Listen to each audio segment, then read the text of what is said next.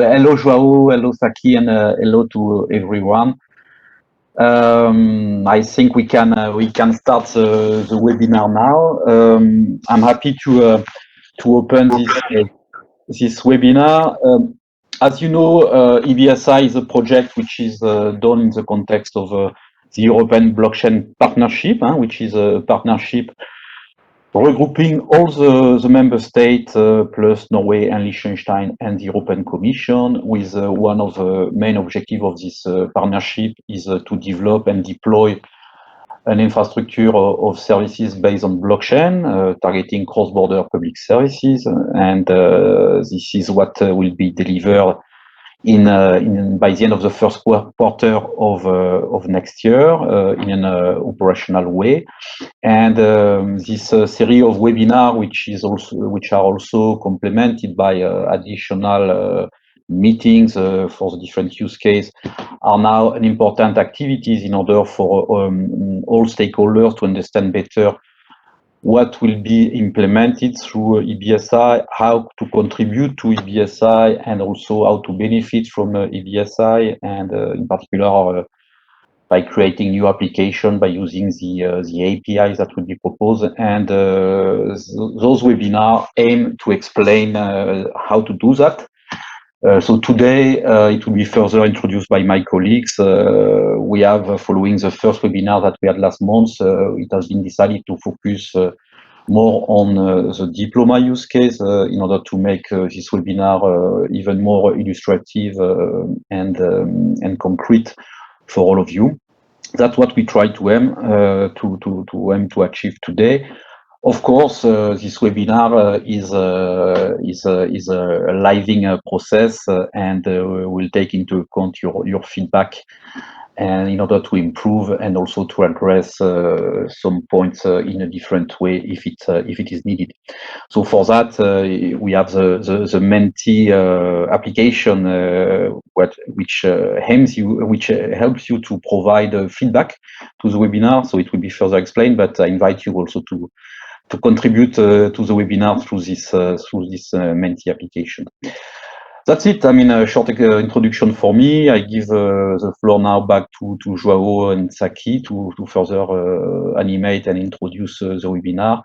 I thank you all already for your participation, and I wish you a very good webinar. Thank you very much, Pierre. Great. Welcome. So, good morning, everyone, and welcome to the webinar. We just had an introduction by Pierre Marot from the European Commission, DG Connect. Pierre comes from the policy side of the European Commission, and my name is João Rodrigues Frade, and I come from DIGIT, which is actually the Director General for Informatics, and we do the technical work, whereas DG Connect does the policy work. And today, we have a number of people from the DIGIT team, together with people from DG Connect and other parts of the Commission, to run the webinar. I would like to welcome my colleagues. They will be running the webinar together with me today. So good morning, Zaira. You will be the one looking at Menti and keeping the webinar interactive, if I'm not wrong. Yes. Can you confirm? Yes. Good. Then we have Gregory, and Gregory will be our timekeeper. Greg, can you show how you will be keeping us fair on the time side? Sure. So when you are speaking and you hear this sound, it's not good. It means that you should actually stop talking. So we ask Greg to, of course, keep the time. Then looking at the speakers, we will have Saki Kurtidis, our expert in terms of everything related to digital. Saki, can you say hello to everyone? Hello, everyone. Then we have with us as well Luis, and Luis is the convener of the diploma use case. He's an expert in everything related to how we will make this diploma a use case in the European blockchain services infrastructure. Luis, are you with us? Yes, morning everyone. Good morning, Luis. Then we have Robert, and Robert leads the technical team in Digit. He is a great colleague of mine, and I would like to know if, Robert, you are already connected. Can you say hello? Good morning, everybody. Thank you very much, Joao. Good morning, Robert. Then we have Kevin and Wesley, and they help us with everything project management and also ensuring that we will have this use case live by early next year. Kevin, Wesley, can you say hello to everyone? Hello, everyone. Good morning, guys. And finally, we have Marta and Anna, I guess, connecting from Spain, and they are doing all the analysis behind the diploma use case. Can you introduce yourselves? Can you Hello, everyone. Good morning, everyone. Good morning, Marta. Good morning, Anna. So these will be the speakers that will be explaining to you how we are implementing the diploma use case in the European blockchain services infrastructure. All of them, except Luis, are working in the team of Digit in the European Commission. So most of us are actually dialing in from Brussels.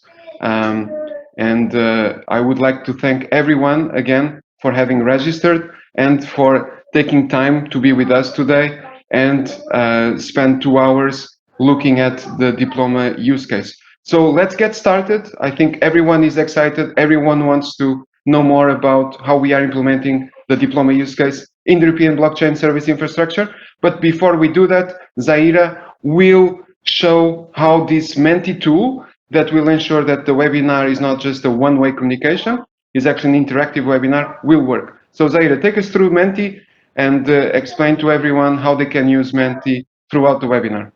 Great. Thank you, Joao. So good morning, everyone. My name is Zaira, again. Every time you see this yellow slide, it's our queue. And then you have to go to menti.com and use the code 8607509. And then we can ask you a few questions and we can see it live. I'm going to share my screen now so you can follow together. Okay.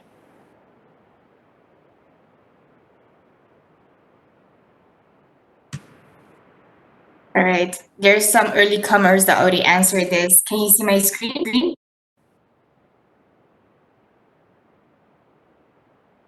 Yes. It's working fine. Yeah. Exhausted and nervous.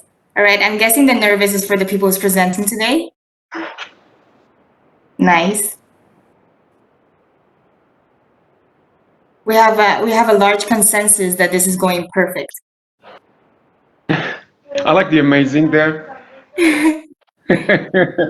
It's sort of like hidden, but someone feels amazing. That's good. A good stress. That's very interesting. A good stress. Okay. Quarantined. I can relate to that. Illuminated. Nice. Okay, we're using all the vocabulary today. I think this is exactly what we need people to be: confused and excited and illuminated and quarantined, full of good stress. I mean, good mix of feelings. Awesome, guys. Thank you. We're going to move on now. So the Menti works. Everybody got it? We're going to go to our next question.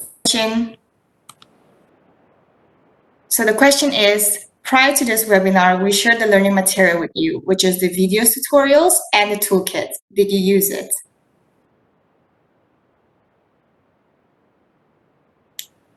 Nice. Remember that this is anonymous. So if you honestly answer that you didn't watch it, no offense taken. We just have to promote it better. Very good.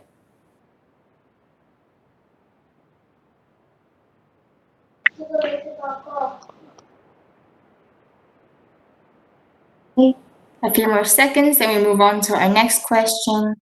And if you liked the videos, don't hesitate to share them also. It's important. Right. We appreciate all the help. And maybe we can share the link on the chat again of the the website where you can find all the videos and the toolkit. Excellent idea, Saki. All right, we're going to move on to our next question, which is, did you attend the first webinar? Our first webinar was hosted on the 22nd of October, which was on how to design your pilot scenario. No? Such a pity. It was amazing. And we have it online, right? We have it online. Yes, exactly. So for those who missed it, you can still find the recording online. We will send the link in the chat box so you can follow it and you can view it as well. Right? It was great. See, I wasn't lying. So everyone is a Menti expert by now, right? Yeah. Exactly. And we can also share in the chat, I think, the recording of the first webinar for those who didn't have the chance to watch. You weren't invited? Don't worry, this time you're going to be invited. If you put your email in the chat box, we'll invite you in every webinar, regardless if you register or not. Excellent. I think that Greg will soon be playing the sound. Greg? Nice question. There's 2 minutes. We have 2 minutes. So if you attended, what do you remember from it? We're just tooting our own horn now. Like, if you want to say it's amazing, it was great, go ahead.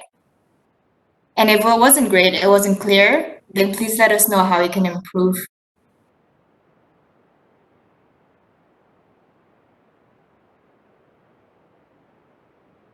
The methodology.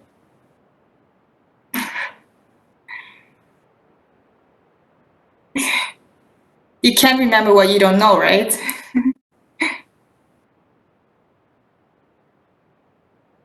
Great. A lot of info. The toolkit is a burner. Yeah, it is. But if you have any questions on how to, navigate through it, please don't hesitate to ask. Very good. I think also it's important that people know that the toolkit is also online together with the videos. Right. So you will find the toolkit there, and it's absolutely for free, like everything that we do in the European Blockchain Service Infrastructure. It's available 24/7 on CEF Digital. And again, you can share it with anyone you like. So don't hesitate to go and have a look. As a complementary link, I could also kindly ask to share the link to the page, to our community page, where you will be able to even more interact with us. Right. Thank you, Robert. All right. We ran out of time. There we go. Saki, now I'll give back the floor to you to introduce the session. Yes. All right. I take the floor back. Thank you, everyone. Welcome, and I'm very happy to be here with all of you today. I'm going to take a small amount of time, 10-15 minutes, or 10 minutes rather, to introduce you to the session. So very important. We said at the first webinar, so we had the chance to do a number of things. We had the chance to give an introduction to blockchain. We had the chance to explain EBSI in detail, the vision, the use case, the functionalities that are available or that will be available in version 2. We also give some tools and methods to design your pilot. And we walk through some of the templates and the methodology, and we also discuss some technical questions as well. Based on that first webinar and the interaction we had with you afterwards, in fact, we extract 3 lessons learned from this webinar.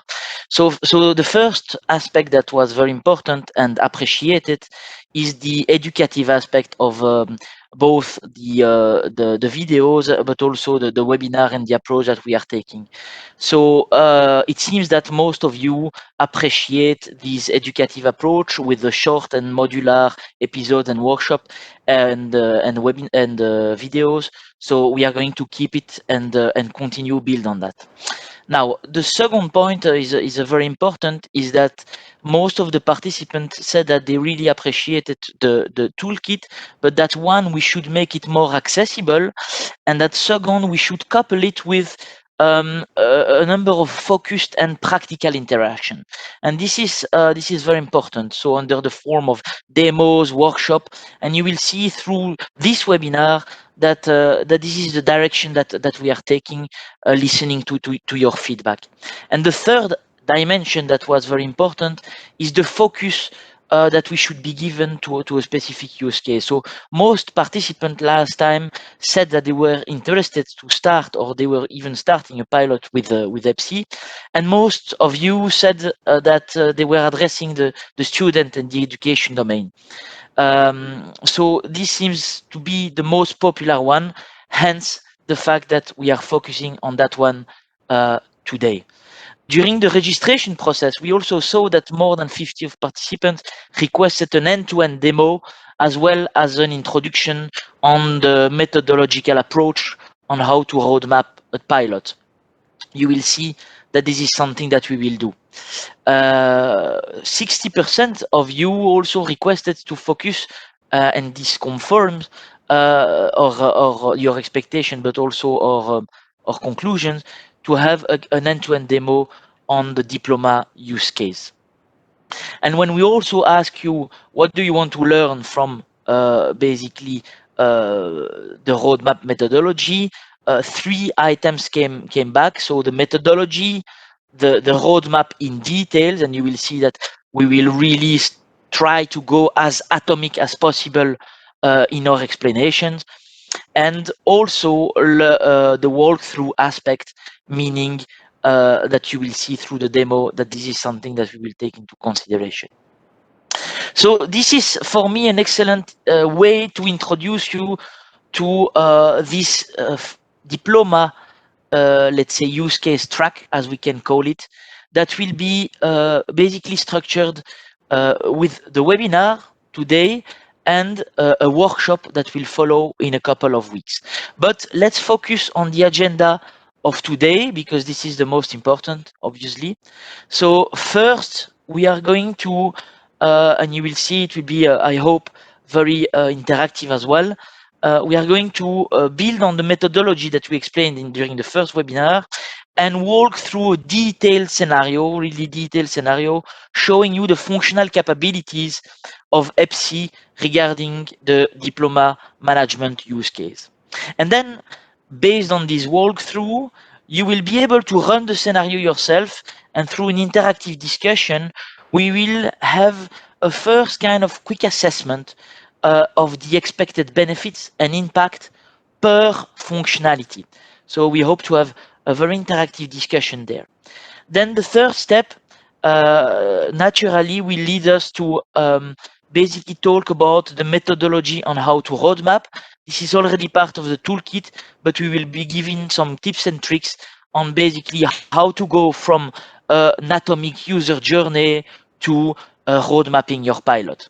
And then the last but not least, we will conclude this webinar by giving you some concrete call to action on how to get started, depending also on the pilot that you want to do, on your maturity level as well. So if this is great, and that we all understand the agenda, I suggest that we get started with it, and that we start our journey reimagining the way we manage educational credentials across Europe together with EBSI. So let's get started. And before we go to the concrete walkthrough with all my colleagues, Marta, Anna, Luis, and all the team, we are going to give, I'm going to give, and my colleague will help me, of course, to give an introduction to this walkthrough, to give you first some elements about the key concept that you need to know, and that comes back in the scenario, and that I think we need to crystallize. That will be followed by a little quiz. And second, we will also talk about a number of prerequisites, meaning the setup that needs to happen for this scenario to practically be in place. Okay, so before starting, so why this walkthrough is important, and I think there are three main reasons why, three objectives behind this exercise. The first one is that we believe this will help us reach a common understanding of the functional capabilities, the requirement in details of the diploma use case. And that's why we want to focus to be as atomic as possible. Then once we know that, we can engage in discussions around the functional requirement following one single journey or one single structure.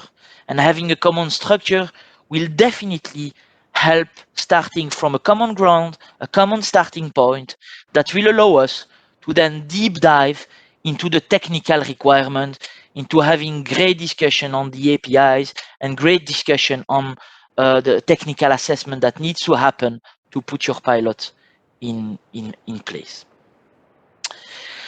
So last time we kind of asked you what is the most relevant scenario you want to work on, and we can say that the following scenario is the one that I think more than 60% of you were looking for. Basically, we can summarize this as the following design question: how to help European students and universities facilitate the insurance, sharing, and verification of educational credentials across borders in order to enhance free mobility of students on the one side and make the process more efficient and trustworthy by using the EBSI infrastructure. So if we are okay with this, let's continue. Remember the 3 steps to design your pilot scenario, 3 very important elements that you need to define: the stakeholders, their roles, and the benefits, because we are not talking about only one user, we are talking about several users, we are talking about an ecosystem. It's very important to take that step into consideration. Second, modeling your pilot scenario in detail so that you have a good view on your functional capabilities, on the functional requirements that answer to the needs of the stakeholders. And as well, identify the prerequisite to set up your pilot. And once you have this, you can do your the functional mapping with the EBSI API that you can use to basically develop your to integrate in your application. And why I'm repeating this, because you will see that we will go through these 3 elements through the walkthrough that we are going to do now. And the scenario that we are going to demo is the following: Eva, our student or end user, just finished a bachelor degree at the University of Ghent in Belgium. She wants to apply for a master degree at the University of Rovira i Virgili in Spain. And to do so, she has to request the issuance of her bachelor diploma from the University of Ghent, and then share this bachelor diploma with the University of Rovira i Virgili that will verify it and proceed to the enrollment of Eva as a master student. So you will see that this is the scenario that we will go through. Important, just a note on this, you will see that after the walkthrough, we will make it really interactive, meaning that using the Menti tool, you will be able to run through the scenario yourself using your mobile phone, and we will do a nice exercise of quick assessment, which will allow us to discuss about each of the functionality. So before doing that, let's remind us that in this scenario we have the following stakeholders and their roles, and we can describe them as follows. So we have the student Eva that we consider as the user, and for which the main role will be the request of the issuance of her diploma, being the verifiable attestation. I will come to that concept in a moment. Then we have the University of Ghent with UDO that we consider as the issuer, and the main idea here is that they will verify the request of EVA and issue the verifiable attestation, meaning the diploma. We have also the University of Rovira and Virili with Miguel, the verifier, that will actually verify the verifiable presentation, the diploma, and accept EVA's request. And then we also have the Trusted Registration Authority, that could be the Belgian government with Isabel, that will actually be responsible for registering the deed of EVA on the EBSI ledger. And before, let's say, going into more detail, let's remind us what we need in the exchange of information between the user, the issuer, and the verifier to make this happen. There are two important concepts that we need to, let's say, talk about for this to happen. On the one side, we have the concept of verifiable credential. And on the other side, we have the concept of verifiable presentation. They will allow, respectively, the exchange of information between the user and the issuer, and between the user and the verifier. These are important concepts because you will see that in the scenario that Marta and Anna will play, they will come back a number of times, and we need to make sure that everyone understands and has a common understanding on these two concepts. So let's look at some definition. The verifiable credential is, in a simple way, an electronic information structured in a standardized way from a semantic and format point of view. You can have two types of verifiable credential. What we call a verifiable ID, which is a special form of verifiable credential used only for identification or authentication purpose. It's comparable to the passport or your national EID.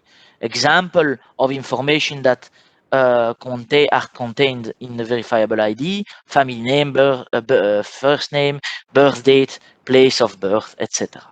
And then we have a second type, which is the verifiable attestation, which can be either a special case of verifiable credential used as evidence of attributes, but without identification. So a diploma, bus tickets, membership, postal address, email address, bank account, or can be a special case of verifiable credential used as evidence of a permit or authorization. I'm thinking about the driving license, a work permit, or an access control. So verifiable credential, both type, verifiable ID and verifiable attestation. On the other side, we have what we call the verifiable presentation. So this represents a set of, the minimum set of data passing from an entity to a relying party for a given purpose. So visually, you can see here in the iconography, it's actually an extract of a VID, an extract of the verifiable attestation, and a given purpose.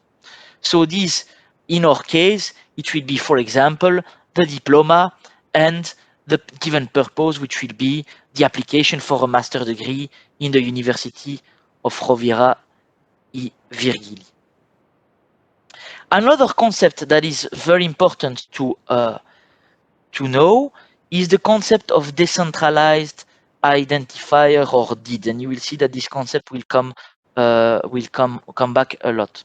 So a decentralized identity is a permanent or persistent identifier that can uniquely identify a party, meaning an issuer, owner, holder, whatever party. It's fully under the party's control, and it's used to refer to that party.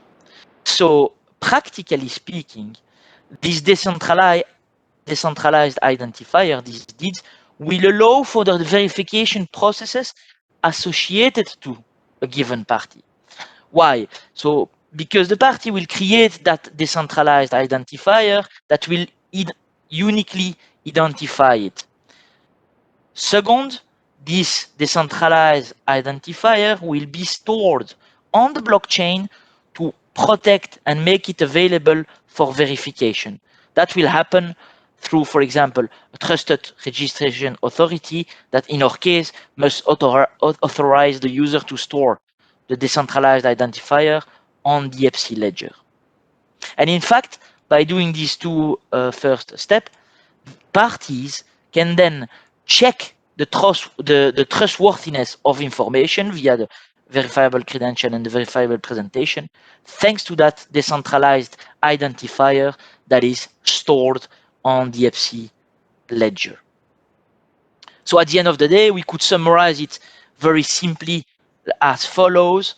So we have the deed on one side, which is a string, which is stored on the EBSI ledger, which does not contain a personal data and that you create one time. And then on the other side, we have verifiable credentials or presentations, such as the VIDs, which contains a set of data, which is stored in the wallet, which contains personal data and which is contextual. And these two will allow the trust, the verification in a trusted way. If we put that in the schema, we can simply say that EVA needs to have a decentralized identifier stored on chain in order for the issuer and the verifier to check that deed of EVA when performing the verification for a verifiable credential or a verifiable presentation. So I hope that this was a useful explanation. We have plenty of topics to cover, but in order to see whether you understood the concept, I will give the floor to my colleague Zaira, who will perform a little quiz about that. And don't hesitate, if you have questions, just raise them. Zaira. Thank you, Saki. So this is the yellow slide again. This is our queue. I'm going to ask you guys to go back to menti.com and use the code 8607509. And then we run through 5 questions together. Let me share my screen.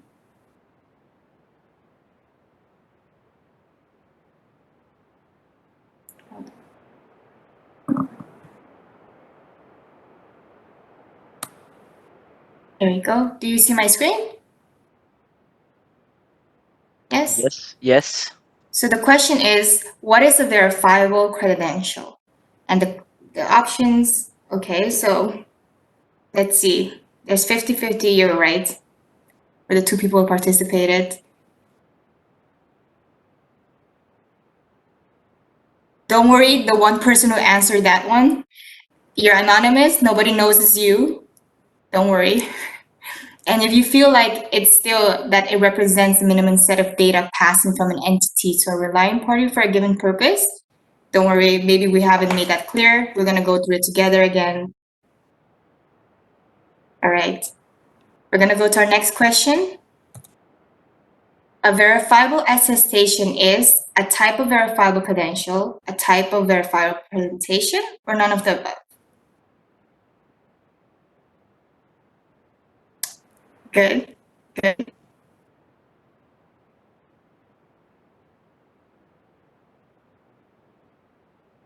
Very well. Wow, there's an outlier here. Very well. We're gonna move on to our next question.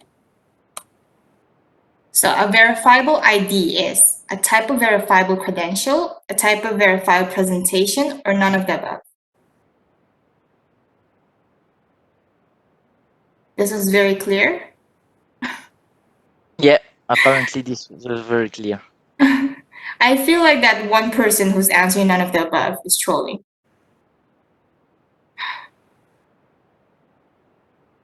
All right. In general, it seems that the audience is familiar with or understood quite well the concept. Right. Okay, let's move on to our next question. Which of the following sentence is true? A verifiable presentation contains a given purpose, while a verifiable credential not.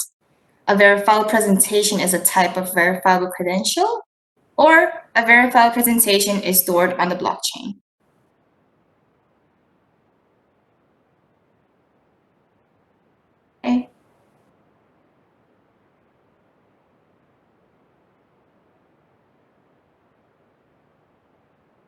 Very well. Great, top.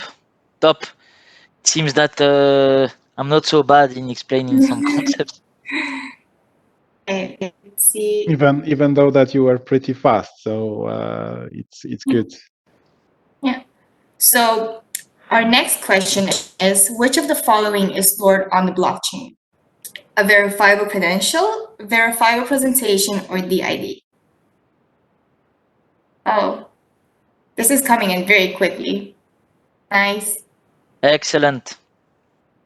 Very good. All right. Few more seconds. All right. Thank you, and let's go back to the presentation.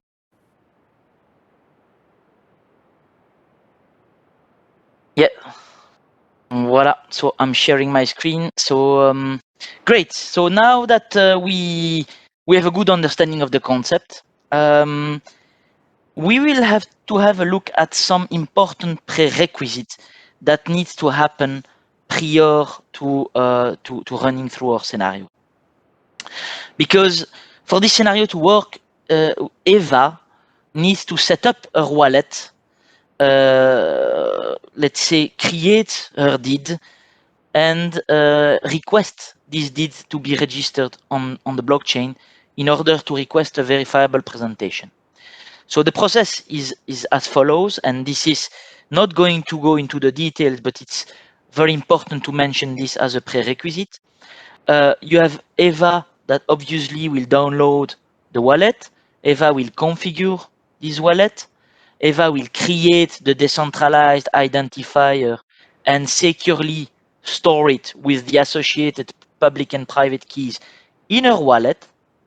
And as from that moment, Eva can request the registration of this decentralized identifier on the EBSI ledger by proving her DID ownership to the trusted registration authority that will then register this decentralized identifier, including the public key, on the EBSI ledger. And at that moment, we'll issue the verifiable ID and send it to Eva. Eva will then receive this verifiable ID and store it on her wallet, the verifiable ID that can be considered as basically the way to identify Eva as a citizen. And obviously, before Eva finishes the bachelor degree at the University of Ghent, she will need to register to the University of Ghent, and for that, she will need that verifiable ID. All right? Another prerequisite is that the University of Ghent and the University of Rovira and Virgili will also need to onboard to EBSI, to CEF. So they will have to also download the wallet, configure it, test it eventually. They will also have to create a DID, store that DID, and register it on the EBSI ledger. In case of official accreditation, the University of Ghent and Rovira and Virgili will also need to, let's say, request or become a trusted issuer. And for that, they will have to request the accreditation to an accreditation body. The accreditation body will get the accreditation request, approve this accreditation request, and so that the universities can become a trusted issuer. So this is basically what needs to happen as a prerequisite before this scenario to happen. And now we enter into the core of the demo. So we said Eva finished the bachelor degree at the University of Ghent, and she applied for a master degree at the University of Rovira and Virgili. And I will take one last minute before giving the floor to my colleagues for a matter of really understanding well all the atomic steps that we have cut this process into 6 key stages. So first, Eva will request the issuance of her bachelor diploma, what we call a verifiable attestation, from the University of Ghent. when the University of Ghent receives that request, the University of Ghent will issue the bachelor diploma, the verifiable attestation, and send it to Eva. Eva will receive and accept this bachelor diploma, the verifiable attestation, and store it on the wallet. Important is at this stage, in theory, the diploma has been issued once, and it means that Eva can start the process of applying for a master degree, but in theory, she could also do any other processes because now she has the verifiable attestation in her wallet, right? But in our case, we go to the fact that she wants to apply for a master degree. So what she will do is very simple. She will share this bachelor diploma, the verifiable attestation, with the University of Rovira and Virgili. And then the university in Spain will verify this bachelor diploma, the verifiable attestation of Eva, and will notify Eva that it's okay. And once this is done, Eva can then enroll for a master degree at the University of Rovira e Virgili, and because of course, along with the bachelor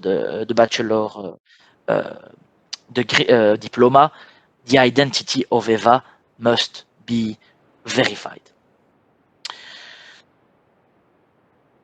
Maybe, Last, but maybe just yes, one yes. clarification, because here what will happen in this sharing part is of course sharing the verifiable attestation, but in the form of verifiable presentation.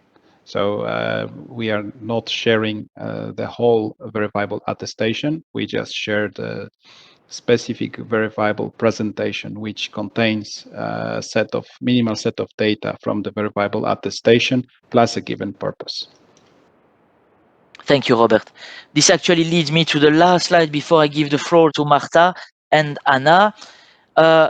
What we will do now during this demo is basically, so you see now the construction. Huh? So we have our 6 stages, and for each of the stage, we are going to go through all the atomic steps that needs to happen for the request, the request for the insurance, for the storing, for the sharing, for the verification, and for the enrollment. And thanks to that one single picture, we will be able to go to the next stage. But now I am over with the prerequisite and setting up the scene, and I will let the floor to my colleague to go step by step in explaining you the process. The floor is yours. Okay, thank you, Saki.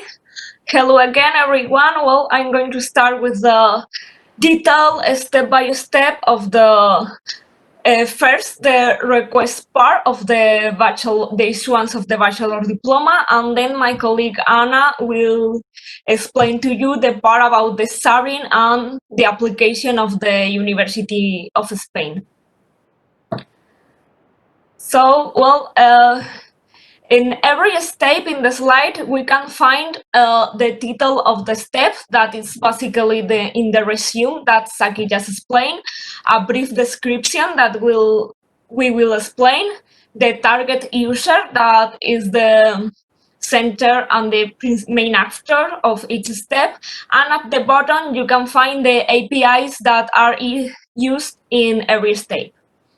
In order to not get lost in all the states, in the right side you can see in which part we are. So now we can start. Well, first Eva goes to the official page of her university, University of Ghent, and initiates the request of the issuance of her bachelor diploma. The web will offer her different forms of authentication, and she can select authenticate herself via a verifiable ID. So if she selects that form of authentication, we can go to the following step.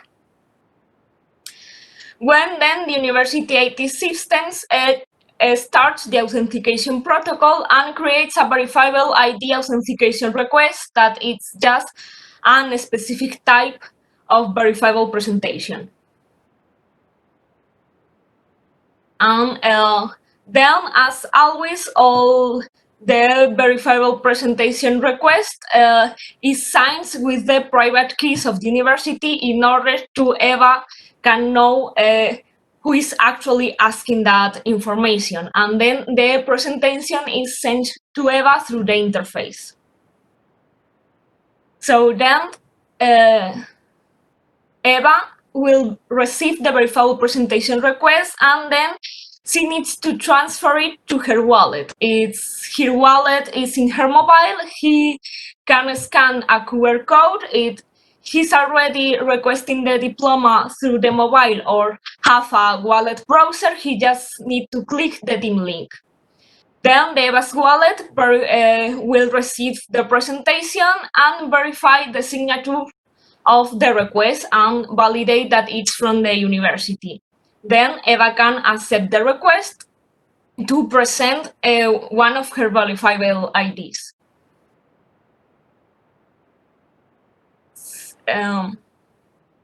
Maybe you can also explain very quickly the API that is linked when there is an API that is linked.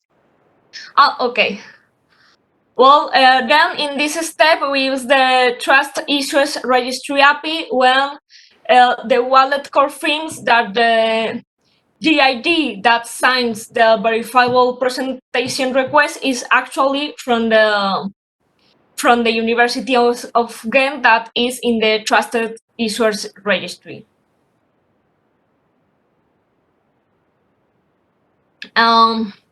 Then Eva selects the verifiable ID that she wants to present to the university using the ID Hub API that collects all the verifiable IDs.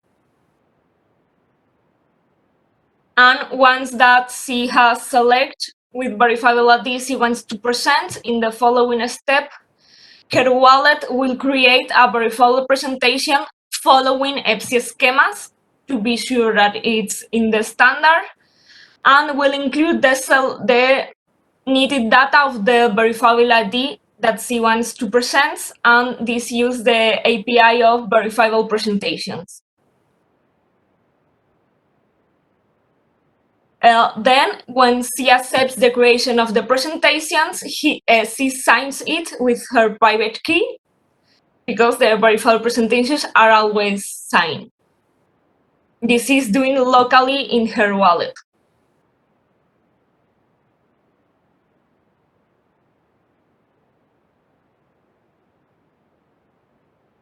And then when Eva presents, the wallet sends the verifiable presentation to the University of Ghent via the wallet API. And so then we go to the next stage, that will be the issuance part.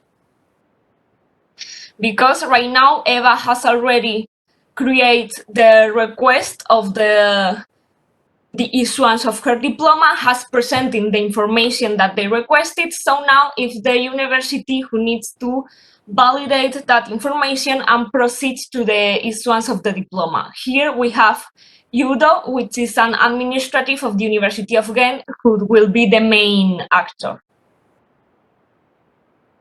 Maybe just before jumping there, one quick remark here. So this whole request will be most probably done in a web application in 2, maximum 3 clicks. So we are going really deeply with this atomic explanation on how we are trying to implement and how it will work in EBSI for you to see each atomic step of the simplified solution, which will be wrapped in an application. So it might sound very complex. However, at the end of the day, it will not be that complex on the user interface of application. Yes, we are going to explain in the full detail of all what happens in the in the backend and in the tools and all the validations that are made in order to make this solution secure and trusted, but for the user will be so simple, actually. So yes, so now the university IT system have received the verifiable presentation from Eva with the request of the issuance of her diploma, and then a notification comes to Euro, the administrative, who have to do all the validation of the issuance process. First, from the wallet API of the university. So then starts a lot of backend validation. So the university wallet, via the API of the wallet, verifies the signature of the presentation, ensuring that Eva has proven control of her deed and that it's actually her, the one who is requesting the issuance. The validation is shown to Udo.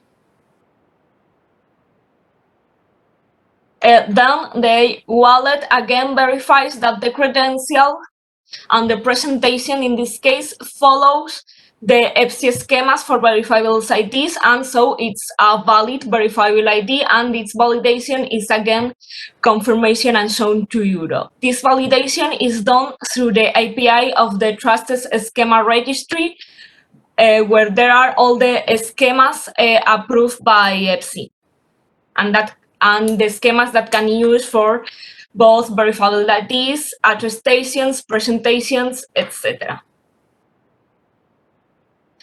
And the last validation is that the university wallet verifies the identity of the issuers of the verifiable ID in the Trust Issuers Registry, because only trusted issuers can issue verifiable ID. So that way we ensure that the verifiability ID from Eva is a valid one, because the issuer is a valid one. This validation is again shown to Euro, and then it's possible that Euro then needs to verify in the university local registry that Eva has finished her degree and then can obtain her diploma in the internal systems. So once that everything is correct, we start with the more issuance part.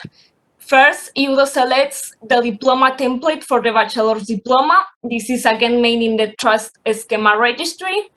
For some diplomas, it's needed that, as we told in the prerequisites, that the university is actually accredited to issue that diploma, and then she can get this schema.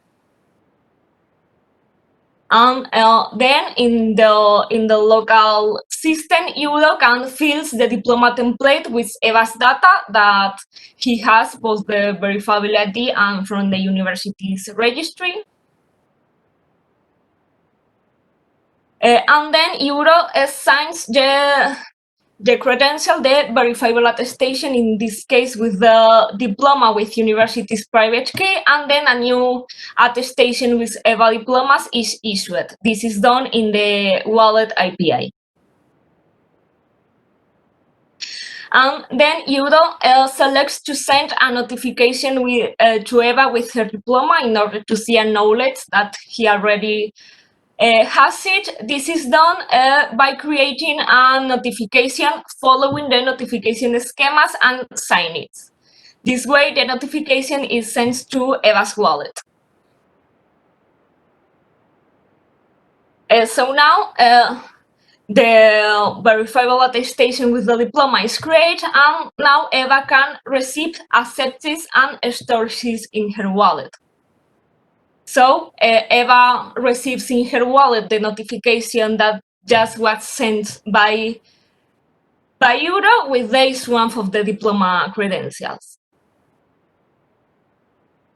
Again, we start with the validations processes, that Eva's wallet first verifies the signature of the credentials, that the signature is correct and comes from the university. This is done in the wallet API.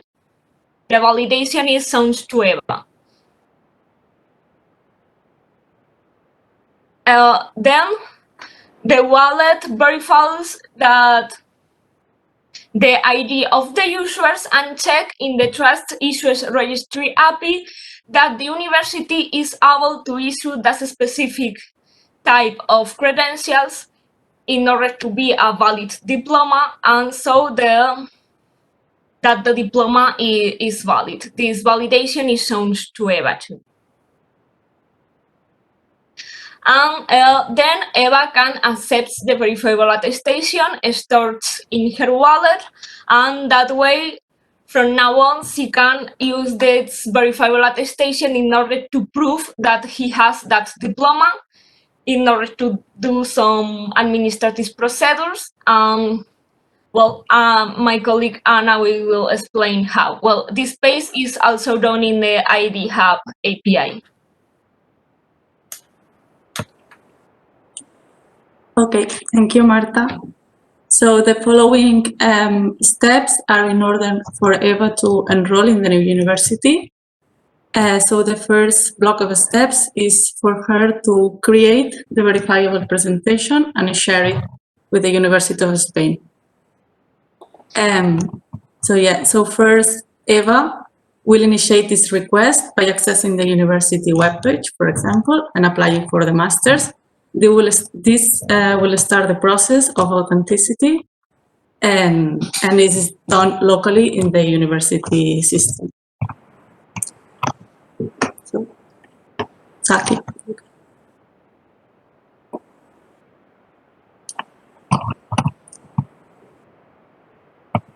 So, no, okay. So the next step is for Eva to start this authentication and create this request to share his bachelor diploma and also the verifiable ID. To do this is also done through the local university system. After creating this request, the University of Rovira i Virgili receives it and so the University of Rovira i Virgili sends the VP request to Eva to present her whole bachelor diploma through the interface as well. And then Eva receives this VP request through a QR code or deep link, as before Marta explained, and Eva will transfer this VP request to her wallet. The wallet, using the Trusted Schema Registry API, will verify that the request comes from a trusted entity, in this case the university, and this will allow Eva to validate this request.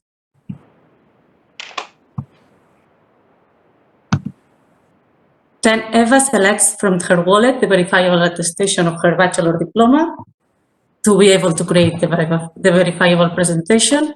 And to do this, Eva will use the Identity Hub API.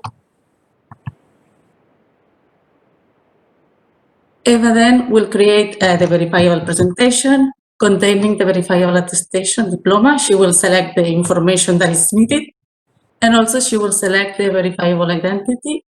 And together, it will all be presented as a verifiable presentation using the API to the University of Spain.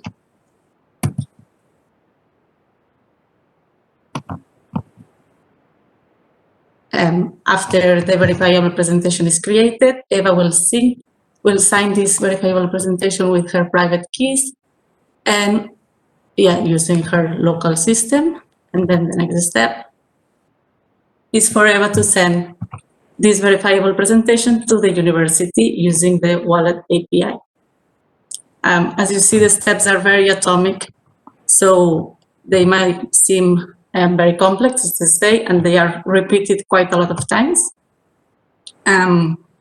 So now that Eva has shared her bachelor's diploma with the new university, it's time for the university to verify, and we'll go through all the validation steps. So first, of course, the university gets this verifiable presentation containing the diploma attestation from Eva in her local system, Then the university will start the validation protocol. There are a lot of steps for validating this. The first one is to validate using the wallet API that the signature comes from Eva. So it will make sure it comes from Eva so that the keys are okay. Then the next validation is to confirm that the diploma that Eva is sharing has not been invalidated. Let's put in case like maybe it's expired or it's under some kind of inspection. So the system, through the wallet API, also validates that the diploma is, of course, valid in this case. The next step, the next validation is to make sure that the diploma is compliant with the information structure following the schema, the diploma's schema. So this is done through the Trusted Schema Registry API. And finally, the last verification that is going on from the University of Spain is to make sure that the University of Ghent, that is the issuer of the diploma, is accredited and is valid to issue this diploma. So this is done through the Trusted Issue Registry API. So finally, after all these verifications, the University of Spain accepts the verifiable presentation of Eva's bachelor diploma, and so Eva receives this notification on her wallet that she's been accepted to do the master's degree. And finally, the last steps are to proceed with the enrollment.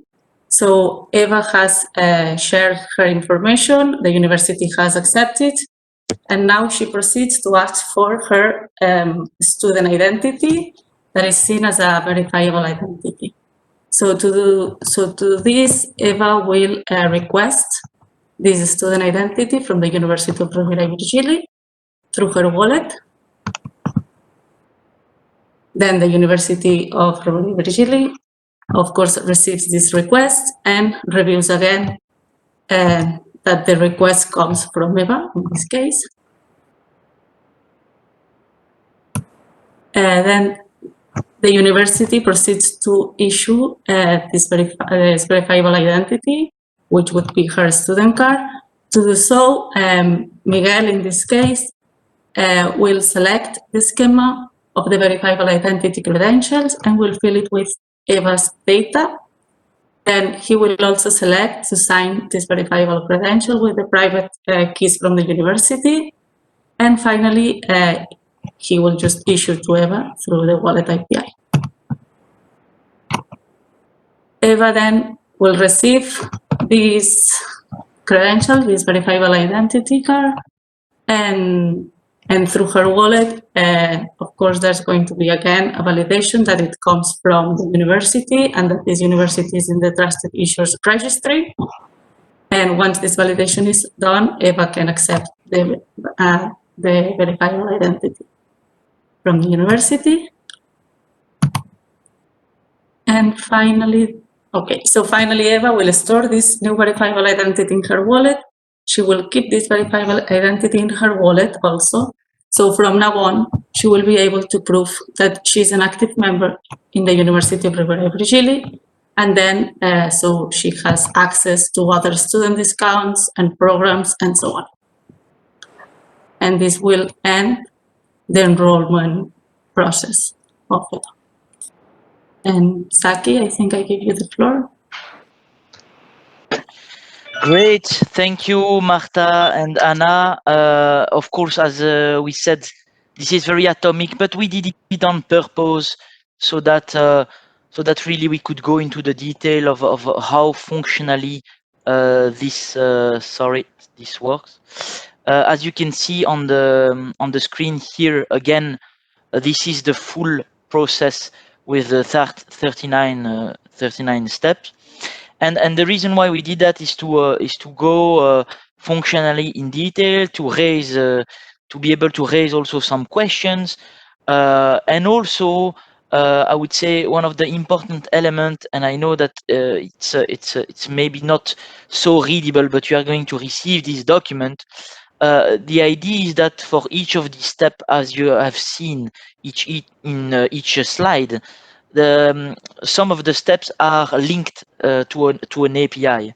So in your exploration for the next steps on voila, how can I implement this functionality that I found very nice in the process that I want to set up? Which API can I use from EBSI? And you have here a direct one-to-one mapping between all the functionalities that we have presented and the API from EBSI that are available. And also we indicate here what is not provided through an API, but what needs to be 100% performed or done locally. We say locally, it means that there is no EBSI API basically behind this functionality. So two reasons: having an atomic, let's say, view on the functionalities for the scenario, and also link it to the different APIs that are the core, let's say, services of EBSI, obviously. We were supposed to do a small demo on the Swagger to basically explore and give an example of exploration of the API, but unfortunately it's not available today, and we are also running out of time. So what I suggest now is that we go through the discussion. Alors for that, I will give the floor to Zaira that will explain you in a nutshell what we will do. But the idea is that you will rehearse all of this scenario using the Menti tool, and you will see how it works. We hope to make it very interactive. Zaira, I give you the floor. Okay, so like Saki explained, we're gonna take a few minutes, 10 minutes to go through the journey together individually. So you will do this on menti.com. Remember, this code is different than the one we used in the beginning. This code is 6948876. And then you will be asked to assess the steps, the AVA journey, using these parameters. So you can have the expected benefits. You can rate from 1 to 5, on 1 being no value for the end user and business objective. And then the 5, which is exceptional value for the user, the end user experience. Then we have the expected impact, which you can rate from 1 to 5 again, no impact on the process, people, and technology. And then you have 5, which is very high impact. You're gonna do this for 10 minutes individually, and then I'll be opening them afterwards so we can see the results together. Indeed. So this screen will stay like this during the 10 minutes that you are available. Please note that this is, of course, a quick assessment, and this is to facilitate the transition with the methodological approach that we are going to propose or expose for the roadmap part. So, of course, it's a first quick assessment. It's to be able to generate some discussions afterwards. Also, we will have 20 minutes to complement some answer that we have from the chat. So all of this is made to generate discussions and also to make you go through the different steps that we have exposed a second time to, let's say, appropriate yourself with the content and raise your question and really starting to ask questions all together. Of course, in the meanwhile, you can take a coffee because we have now 10 minutes where you can go through the tool. So do it as you wish.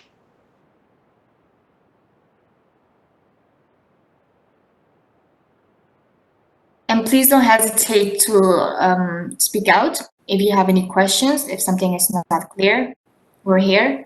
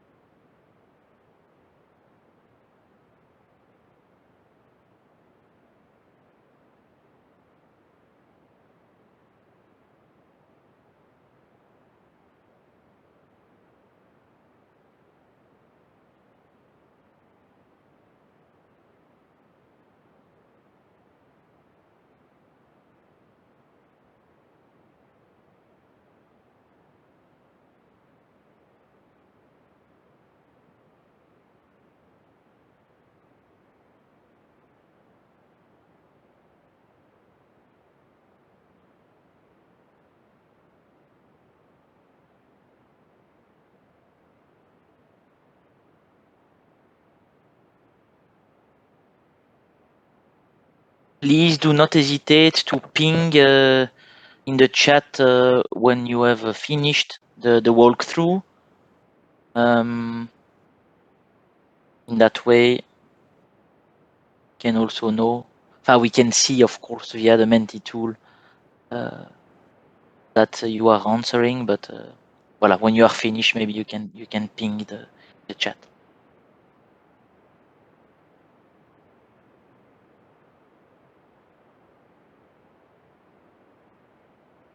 I am informed that you are at step 2730, so it's progressing quite well.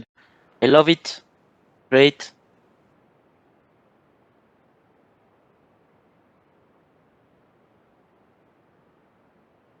And we are really aware that it was really dense what we have presented. So I'm even more happy to hear that there is a progress.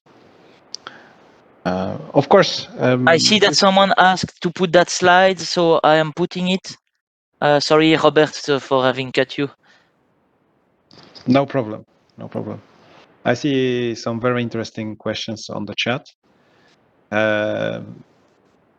Definitely, we will have a dump of that chat, and we will try to address all of the questions, if not already on the chat afterwards, and we will share feedback regarding those with you.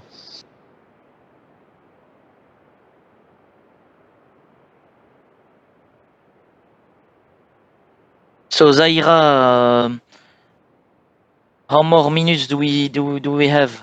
We have about 5 minutes.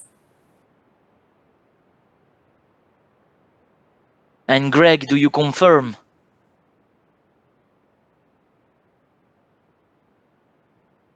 I do, it's fine. You have a bit more. Thanks. If you need any kind of other slides to display, let me know. Like it has been asked on the chat.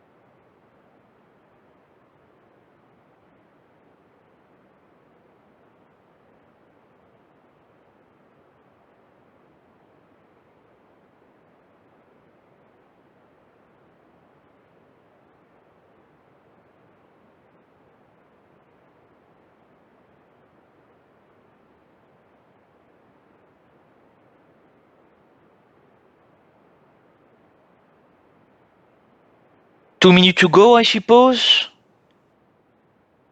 Yep. 1 minute.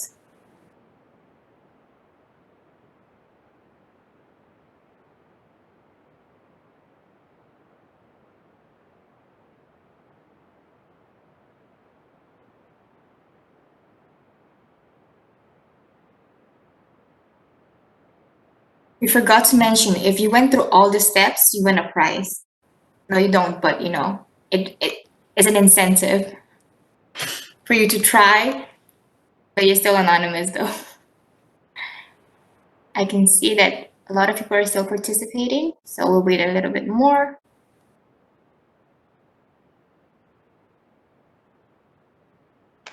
We will be able to see the results of in real time of all of your answer, and we will be, and this will generate a conversation on each of the step. So we will be able to stop. We will probably not be able to stop at the 39 steps, but we will definitely be able to stop at some of them, and we will be able to have some good discussion. All right, Saki, shall we start? Yes, I think if we are most of the answer, we can start, huh? Okay, 1 second. Please do not hesitate to interact via your mic in this session or via the chat, whatever. The goal is to make it as interactive as possible, and that we will see the result with you. So this is going to be let's say a surprise for all of us. So that's nice. Right? It's the first one. All right. So here we see that high impact, probably because it's a local step, and high benefit as well. So anyone wants to comment on this? Like maybe we can go to a next one, because I don't think it's the most interesting one. Yeah. Here, the expected benefits. That's interesting. Expected benefits that are at 4.1. So maybe you want to explain us, how do you plan to use that functionality? What is the problem you are trying to solve? Why EBSI is the right way to do it? Someone wants to comment on this?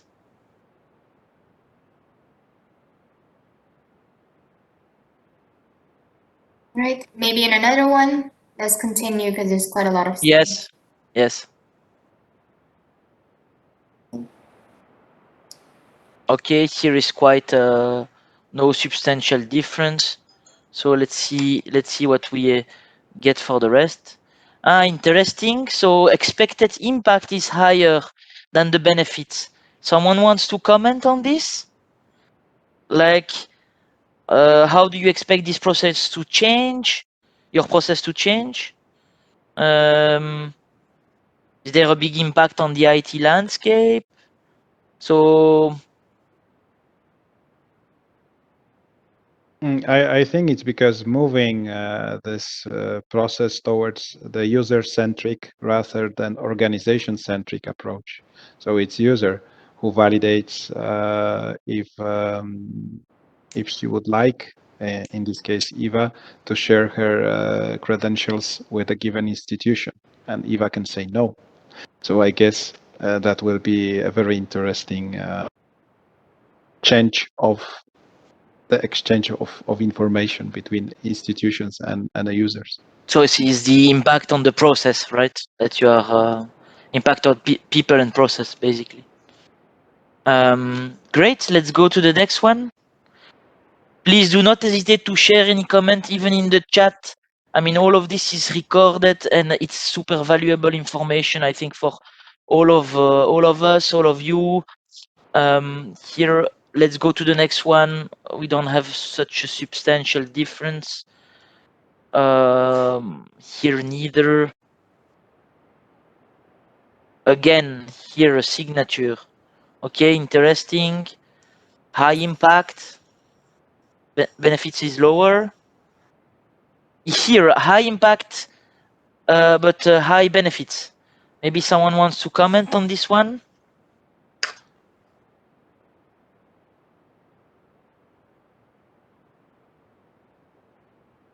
Oh, we move on.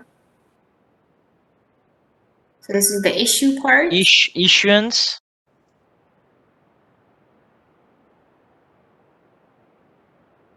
Yeah, so we are again under the same line. So high impact, high benefits.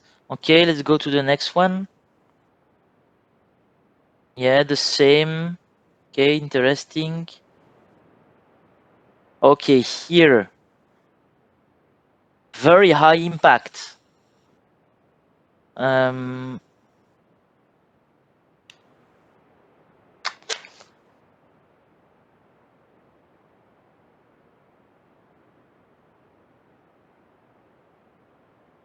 Okay, we see it's more or less always the same answer. Yeah. Let's continue until we see something substantial, the same. Yeah, but it seems that what comes back is that it's always high value, huh? So high expected benefits, high impact. Maybe the comment on the chat that I just saw is quite correct. It's true that these steps are also fragmented and they live together, huh, obviously. So that's probably one of the reasons why we have, but we see some differences. So for example, here in the signature for some of the use cases, we see some differences. Let's continue.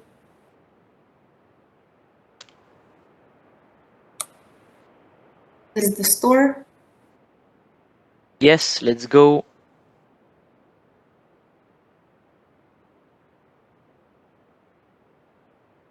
High impact. So 3 we can consider as a here verse quite low. Interesting. So if I validate the verifiable attestation signature. Please, team, do not hesitate to react as well on what you see. Like, what does it generate as insight or not? This is high impact, high benefits. Okay. Interesting. So that's basically, I suppose, for the user value. If it's one of the core function, of course. Though high impact, so high impact is very difficult to implement. Okay, someone wants to comment?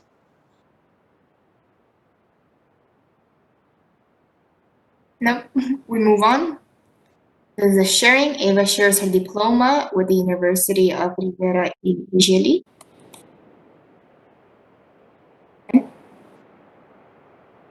Okay, greater impact than benefits. That was similar to the first step. All right. With the same. Of course, this will be similar to this will be quite close to the first one, huh? Because we are talking about the same functionality more or less. Okay. Interesting. Let's continue.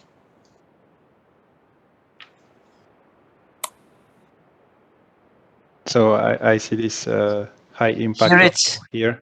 So through all of the user-oriented parts. So indeed, it's a high impact because of the complexity to make it easy for the user, but also high impact because of the value for the user as well. So it's interesting to see this.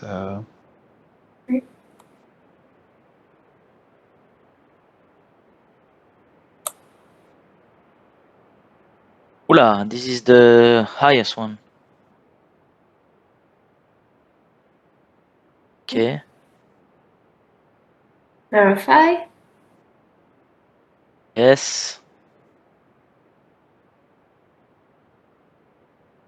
Okay. Yeah, more or less everything is kind of. What we can see here is that the trend that comes back is that, and perhaps we can facilitate the discussion around these points. It's very often high benefit and high impact. So it means that a lot of value is perceived, and maybe we would like to know a little bit more about that. Maybe we should have a dedicated question on that, Zaira, if we continue running. Okay. Because this means that a lot of value is perceived, and but a lot of impact on the operating model of the organization is also expected. So We're running out of time, so let's quickly go through them and then give the floor back to you.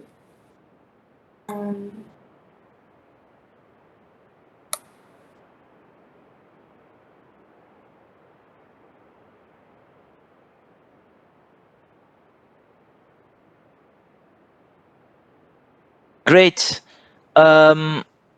Yeah, I think it's an excellent input anyway. It's a first first step. I see that there are a lot of interaction in the chat, as Robert said. We are going to come back also on this and so on. If you want to do a last reflection or open comment, do not hesitate to unmute yourself. Basically, here the idea is that, well, as I said, the trend seems to be obvious. So high expected benefits. So it's definitely solving problems, and high impact being it seems to be not so easy to implement from a process, from a people, and from a technology point of view. So maybe someone wants to comment on this. Yeah. Yes. What are the problems people see? Yes. This is Naja. Well, I like to make a comment on the whole process of asking an assessment of each step, because all the steps, they have only make sense if they are articulated all together. There is no, I think, intrinsic value in one step unless it is put into a perspective of all the steps being accomplished and working according to a model that has been validated. And I assume that this model is compliant with the recommendation of W3C, where we define the DID and the verifiable credentials and a lot of other protocols. So it's really complicated to give a particular high benefit ranking to a step and low benefit ranking to another step. Because if one is low, I mean, if one step is not important, I think the whole model would collapse, because all those steps are needed to be accomplished in order to have the whole working model, operational. Probably, maybe an internal workflow within one organization, like signing, accepting, and validating, could be assessed as a heavyweight or need to be simplified. But, as you presented the whole demonstration and illustrated the power of the model, I think all the steps bring some value. And so this is my comment. So I think it's going to be hard to do some analytics on the result of this this Q&A, which has value because, from an educational point of view, we go through all the steps and we understand better what's going on. So you have achieved the goal. But from a synthetic value, I think it's a bit critical. But thank you for sharing this, and I really appreciate your exercise. An additional comment is that in French, the French syntax of the questions are a bit misleading, Because, for instance, you don't say verifiable identifier, you say identification verifiable, you better say attestation verifiable for verifiable credential. So some of the translation of some of the question in French are a bit misleading, but this is a minor comment. So thank you very much. And that's all from my side. No, but thank you, Naja. Saki, it's Yes. here. Maybe we can ask Luis if he has any comments on this reflection about the value of the steps being pretty much all linked to each other. Luis, do you want to share some of your thoughts with the group? Sorry, Joao, I was attending an urgent call. Could you please repeat the question? The question is, when we look at moving from, let's say, the classic diploma on paper or just a PDF, and we move that into the concept of verifiable credentials and attestations, the question that was asked is twofold. Is this actually reusing the work of W3C in terms of standards? And when we are looking at switching from paper or PDF or even XML, by the way, representation of a diploma, we are needing to move the whole chain. So we are moving the issuance, the sharing, and also the verification, meaning that it does not really make sense to switch if you don't switch the whole chain. That was the question. What are your thoughts around this? Okay, so related to the standards, yeah, I think that and you also know about that. WCC standards are being followed, and also we are contributing on that. So that's one of the points, and not only WCC, but also other work together with other standardization bodies like IEEE or ISO is also progressing. That's related to the first question. Related to the second question, yes. This is a new paradigm, really. But I think that the benefits for all the educational ecosystem are really greater than the impact. But there will be an impact, yes, and that's also true. And I think that one of the important keys here is just to let all the actors understand the impact, but also the opportunities and the value that EBCI can provide. But yes, all the actors should be involved on this new paradigm. But some things that are really hard to do on the physical wall, on the PDF or even printed paper or even a PDF, like verification and so on, here it's just one click away, and that's online. So the trust on the ecosystem, I think that really compensates all the efforts to move to this new paradigm. I don't know if I have to replicate all the questions. Yes, thank you very much. Yes. May I ask another question? Yes, please go ahead. It's more a comment to this high impact discussion. No? The self-sovereign identity has a problem of the hen and the egg. That is a typical problem. If the students have a wallet anyway that they can use for different purposes, that may be other use cases that are already also planned in the new system, then they will like to use it, and then they will accept the impact because they have the wallet anyway. No? If they have to set up the wallet for this single use case that they use 2 or 3 times in life, then it's much harder to convince the students that this is really efficient. No? And so this is maybe the main reason for this discussion with a high impact on the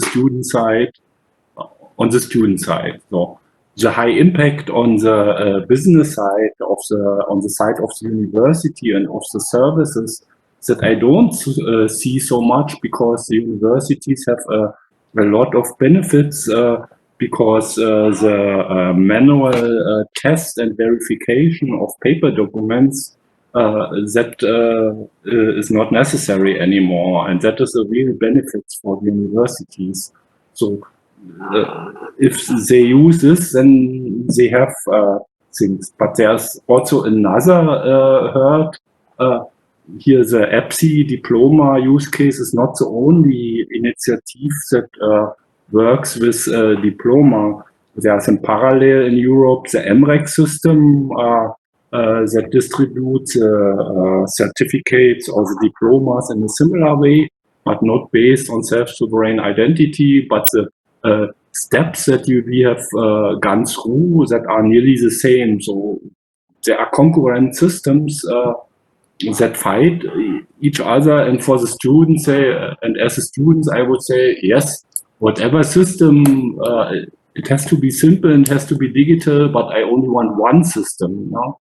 And currently we have a lot of different approaches, even in the self-sovereign identity, where we have different flavors of self-sovereign identity. And the things that you have used here is only one of the possible flavors that can be used there. And so I think we have to consider this and sort out this and find an international standard or a European standard what should be used in the environment of diploma. And there are currently too many concurrent standards in parallel. Hi. Yeah, agree on some of the points. Let me go step by step. So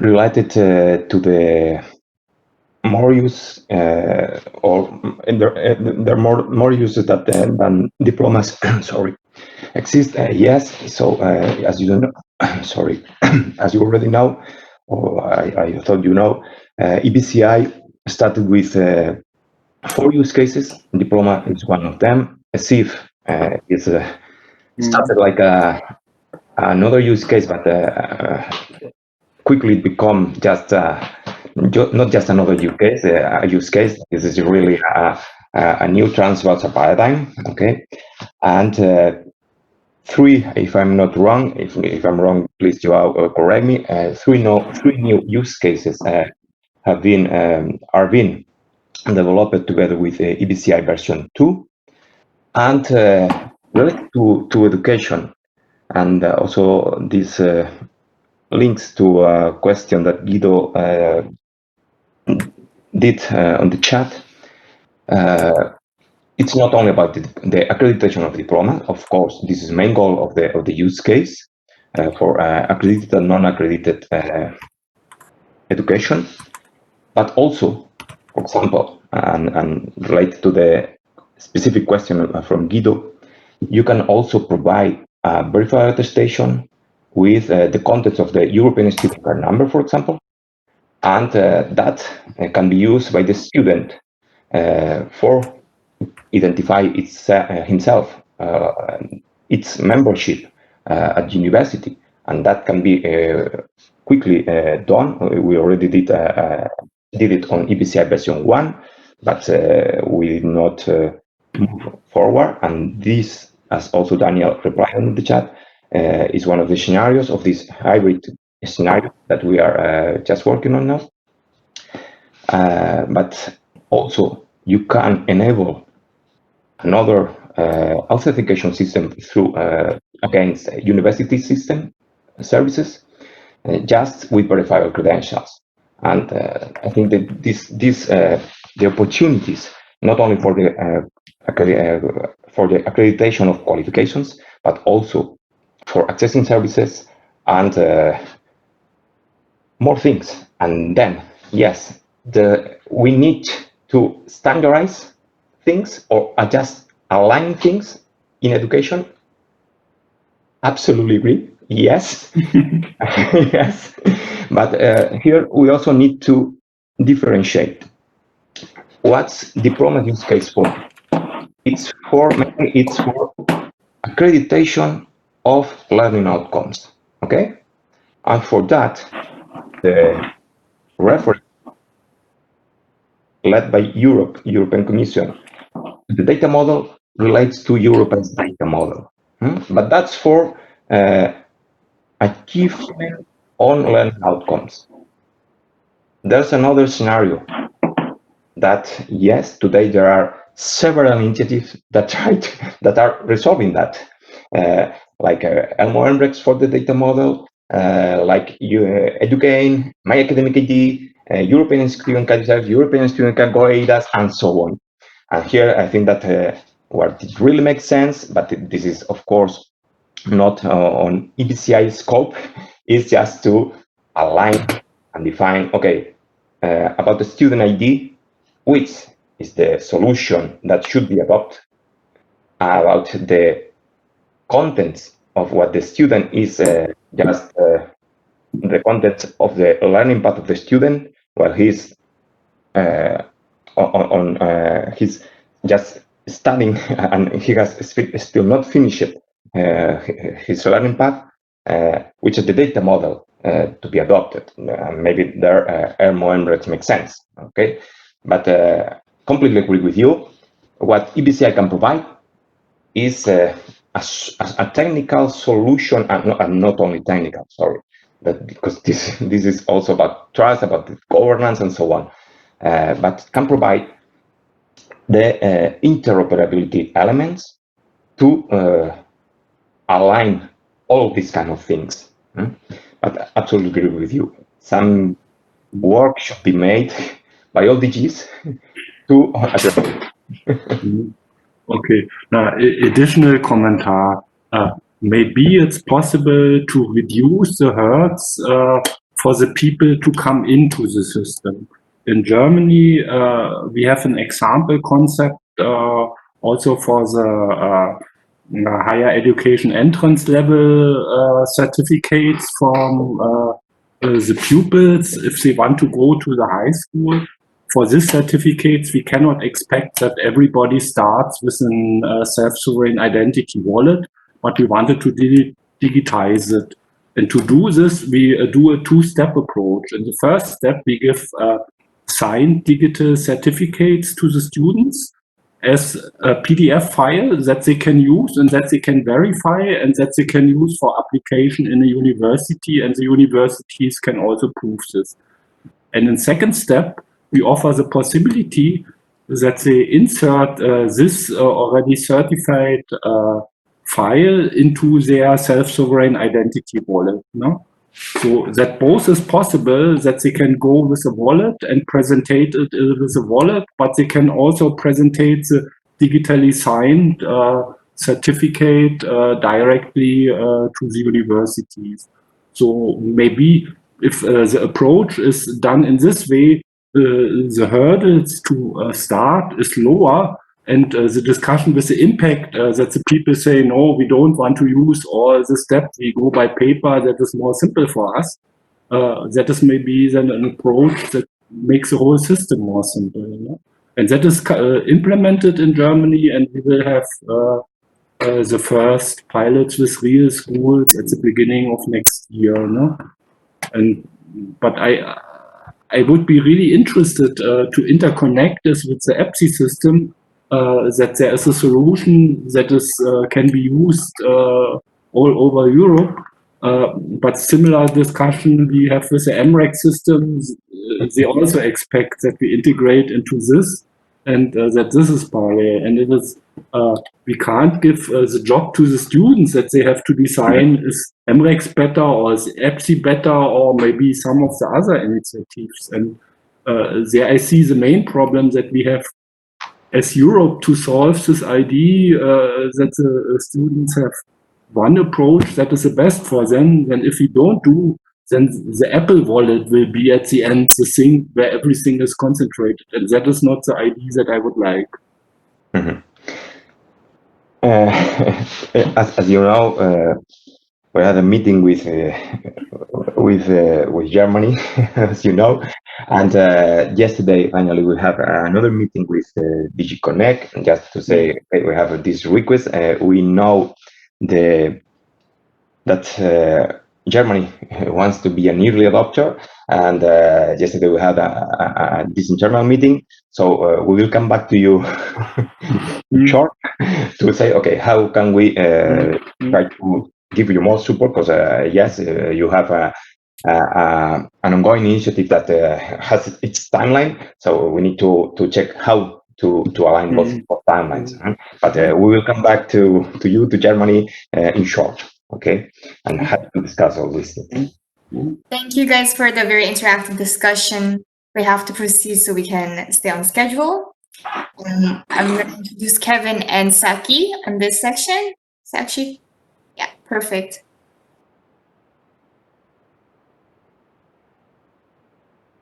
You are on mute, Saki. Yeah, sorry. Okay, good.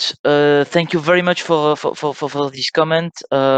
We could debate on that a lot, but indeed we need to continue. We have a 15 minutes left, I think, so I will go a little bit faster than what was foreseen on this section. But in any case, this is more methodological and less, so it's a little bit lighter than what we had, but it's to make the link between this assessment, whether it's on the holistic model or on specific features. I will try to show some methodological approach. So first of all, why is it important to roadmap your pilot or whatever? For 4 reasons.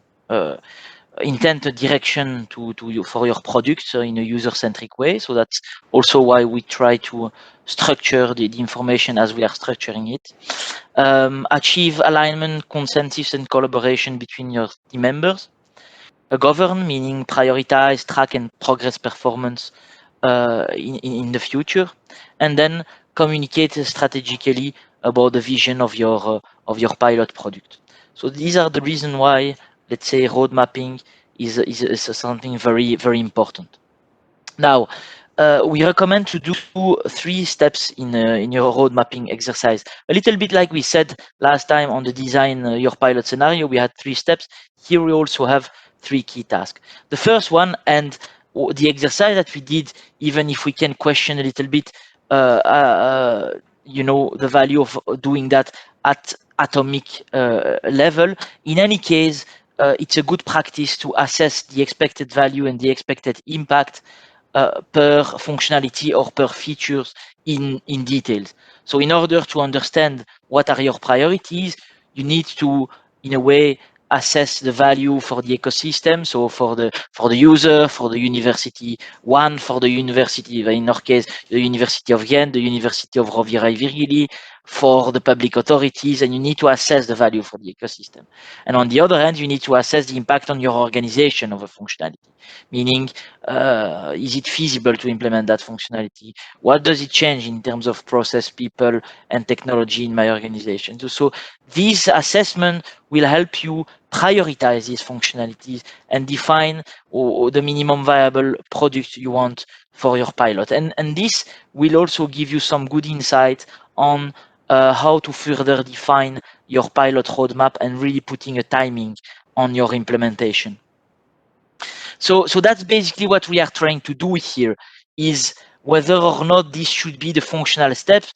Our point is to say, when you design such a scenario, when you design your product, the idea is that you break down your feature into granular atomic functionality, so that you can really calibrate your estimation.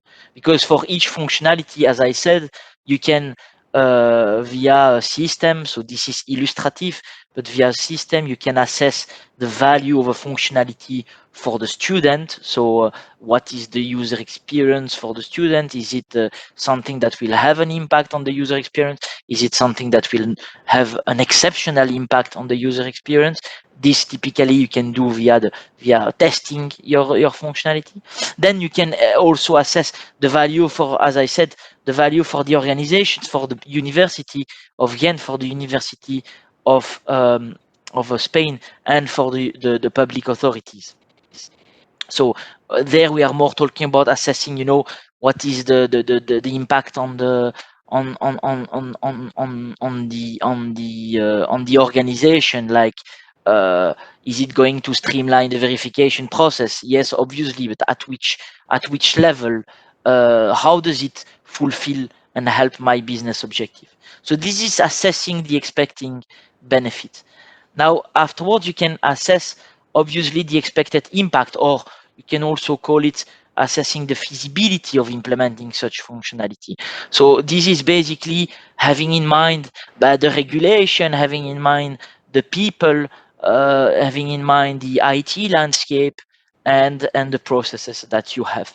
And also to come back on one aspect, and I know that this can be very generic, but every organization has its own reality. So what we want to pass as a message here is that it's important to follow these step, or to be atomic in the assessment, because the reality of one organization is not necessarily the reality of another, and that even the value that the student will give in a specific context will not necessarily be the same in another context.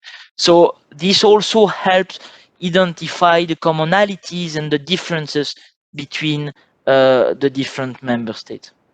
And the idea is that at the end of the day, you come with these expected benefits and expected impact per functionality, with eventually a confidence level, and you establish via a simple formula like this one, you establish your priority. Of course, it can be much more simple than that. You just use a matrix as it is illustrated here, and you will put the feasibility on the x-axis, the y on the value on the y-axis, and at the end you can define, you know, what I will implement now, what are my priorities, so what should be part of my model in my version 1, and what should be part of my model in my ulterior version. And our point, whether the level of granularity is the good one for you or not, the point is that you structure a list of functionalities that makes sense in a story, that we use that common structure, and that you have this single, let's say, view with, let's say, a targeted user per functionality, the expected benefit per functionality, and for each of the actor, the expected impact for each part of the operating model, people, process, technology. And based on that, you can define your priorities, and you can start thinking about different versions of your product. I will put this functionality in a first version, I will put that functionality in a second version, and you can really start defining your priorities. And once you have a clear idea of that, you can roadmap it. So you can say, depending on some development stage and your way of working internally, you can say, okay, for my version 1, I will do the prototyping, the testing, the pre-production, and the release during Q2, Q3, and Q4 2021. And you can start building work packages that make sense by taking the parameters into consideration. So that's a bit how we have also constructed the EBSI roadmap. And you can also make it very dynamic and interactive. So this schema that I show you in the PowerPoint, you can also do it in using a tool like Jira to really facilitate the discussion internally within your team. And I don't know if you had the time to do the demo now. I don't think so, because I think that we need to conclude. But what do you think, Kevin? Do you want to show 5 minutes? Do we have 10 more minutes, or people need to leave? Probably we don't have, let's say, time for the demo. I would say that we can do it another time. Eventually, what we could try to do is also to know if Daniele, the convener of the diploma use case, has something to share with the group before we close.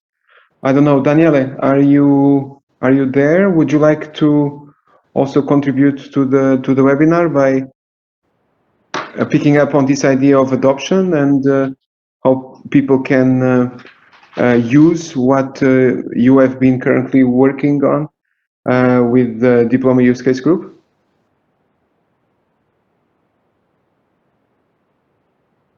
I think he moved to another meeting just a minute ago, because I don't see So that then on the list. Joe, there is someone that says something that I think is also agreeable. So it's helpful to do the demo anyways, because this session is recorded. So anybody that wants to leave or has to leave can go back to it and see it. I don't know what you think. Okay, then let's do it in 5 minutes. Hi, Saki, can you hear me? Yes. All right. So if that's okay with you, let's click on the slide. Can I share my screen? Yes, go ahead. Thank you, Kevin. Okay, let me do that. Sure. Just a second. All right. Can you see my screen? Yes. Okay. So basically, hi everyone. What you're looking at now is a very high level representation of the EBSI version 2 roadmap. That's what we are actually using within our project in order to build EBSI 2.0 and deliver it by end of Q1 2021. Here, I understand that I just have about 5 minutes max. So to be mindful of the time, I will try to jump into the structure of that we followed to show each of our tracks, and I will quickly pick one or two to highlight the interdependencies. So here, basically, the tool we are using is Jira Portfolio. It is integrated with Jira. So in your effort of translating all the assessments shown in the slides earlier, in the effort of translating all the assessments that you might have run at regulatory process, technical or people level, you should be able, with the documentation we've shared, to clearly identify the scenarios that you want your users to be able to fulfill. And that's what we're representing here. We have grouped basically the whole track and our own roadmap into one for the technical governance, the infrastructure work. These are not project related. These are not related to the scenarios. We have highlighted RFCs where we list any dependency we have that might be at technical level, that might be at standard level as well, to respond to one of the questions earlier. What are the standards? Are the standards supporting what we're trying to build as well, etc. These are dependencies. This creates already a hierarchy in terms of priorities that comes straight from the assessment earlier. Then, and I will click, I will drill down in a second on either of these tracks.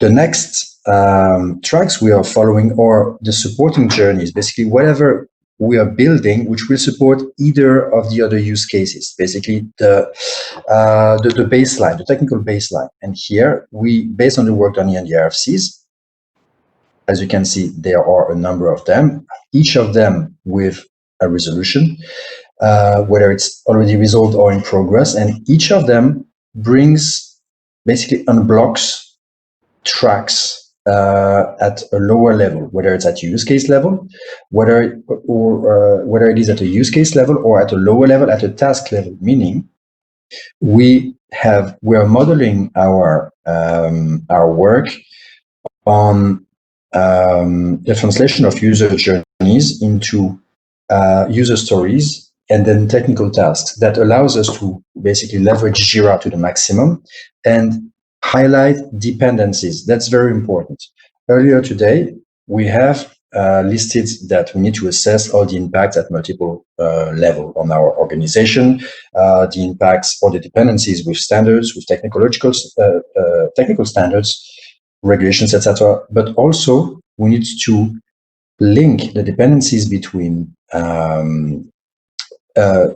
the functionalities that we are building and try to not repeat our work. So what I want to show you here, and I will pause after that, I will stop after that, is that between different tracks that you build your roadmap around, so here we have CEF, you build dependencies, you're able to isolate tracks and highlight tracks that can be isolated and warm and delivered individually.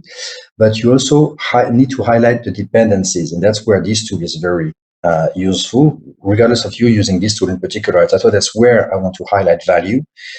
We want to highlight the fact that some tasks, some features that you want to use in your scenario have dependencies on either technical tasks or again, regular, legal decisions, etc. My point here is it gets very powerful once you've modeled your roadmap with such a tool to always track the dependencies and try to remove them, to remove the roadblocks. You can see when it's removed, it is clear here that you have approved or you have completed tasks, you have removed the roadblock.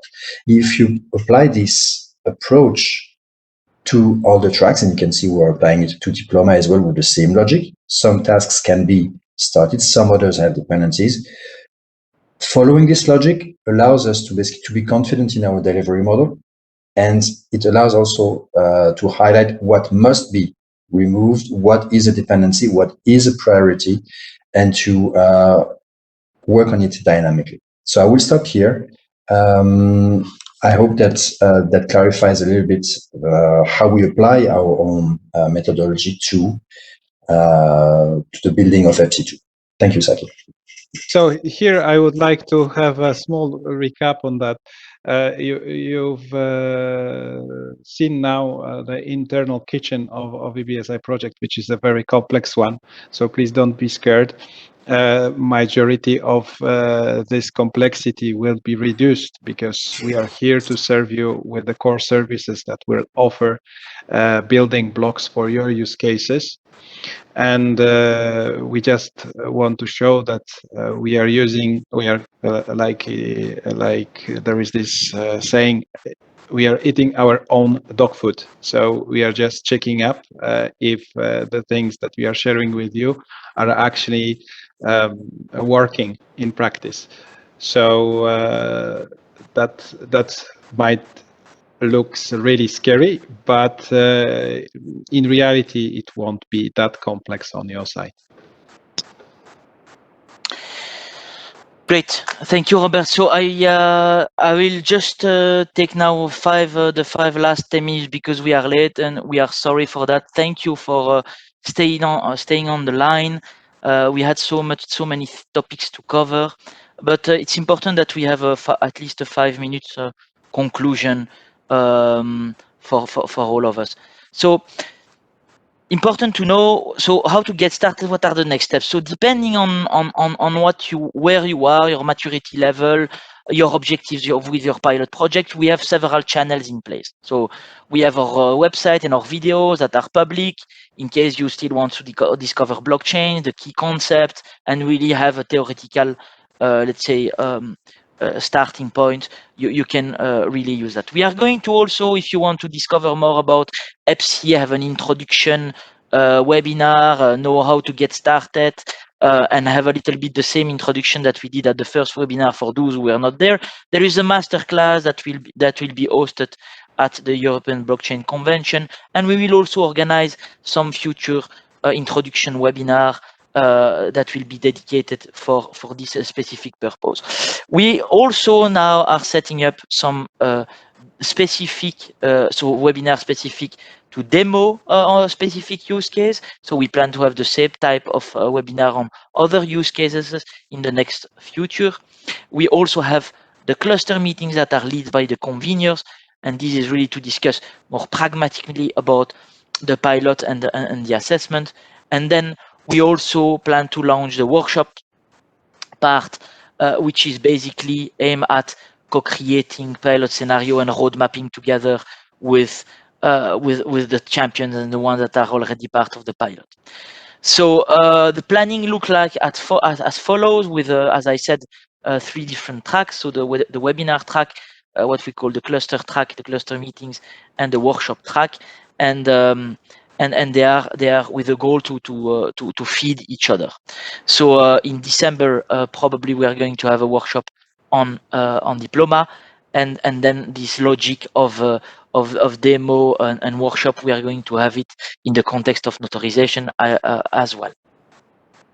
Now, here, if we go, Saki, can yes, we go back? Because what I would like is to give also a floor to Luis, because as a convener, he knows more about those cluster meetings and about the processes. And we here in EBSI, we want to be as aligned with the conveners and diplomas use case group as it is possible. So maybe if you have, Luis, anything to complement or to share, now it will be the time.